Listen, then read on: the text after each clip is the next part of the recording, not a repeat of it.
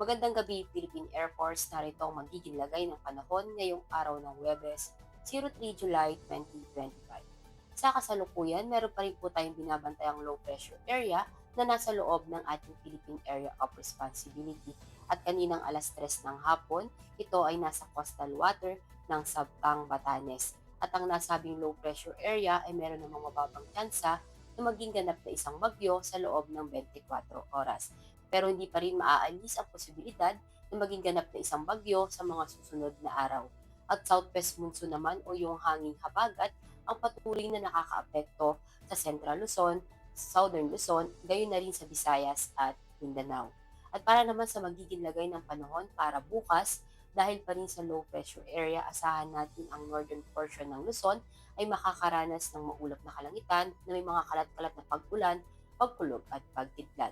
At dahil naman sa southwest monsoon o yung hanging habagat, asahan natin ng occasional rains sa Metro Manila, Ilocos Sur, La Union, Pangasinan, Pampanga, Tarlac, Bulacan, Zambales, Bataan, Cavite at Batangas. At ang ibang nalalabing bahagi naman ng Luzon, asahan pa rin natin ang maulap na kalangitan, may mga kalat-kalat na pag-ulan, pagkulog at pagkidlat.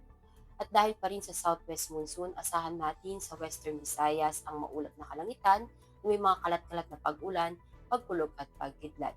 At ang ibang nalalabing bahagi naman ng Visayas, gayon na rin ang buong Mindanao, asahan naman natin ang bahagyang maulap hanggang maulap na kalangitan na may mga pulupulong pag-ulan, pagkulog at pagkidlat.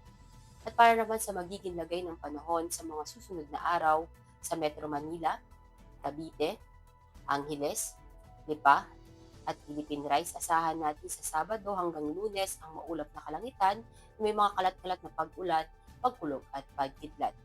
At sa Puerto Princesa at Kalayaan Island, asahan natin sa Sabado at Linggo ang maulap na kalangitan na may mga kalat-kalat na pag-ulan, pagkulog at pagkidlat.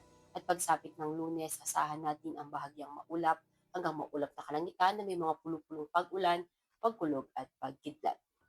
At sa Lapu-Lapu, Davao, at Zamboanga, asahan natin sa Sabado hanggang Lunes ang bahagyang maulap hanggang maulap na kalangitan na may mga pulupulong pag-ulan, pagkulog at pagkidlat.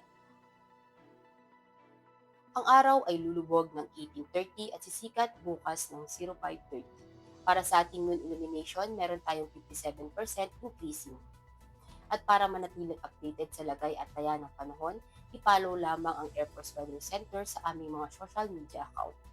At yan lamang po ang latest update natin sa weather sa ngalan ng aming commanding officer na si Colonel Alvin John Hugador PAP GSC. Ako si Sergeant Ashley F. Imakulangan, Philippine Air Force, Weather Forecaster ng Air Force Weather Center. Muli, magandang gabi, Philippine Air Force.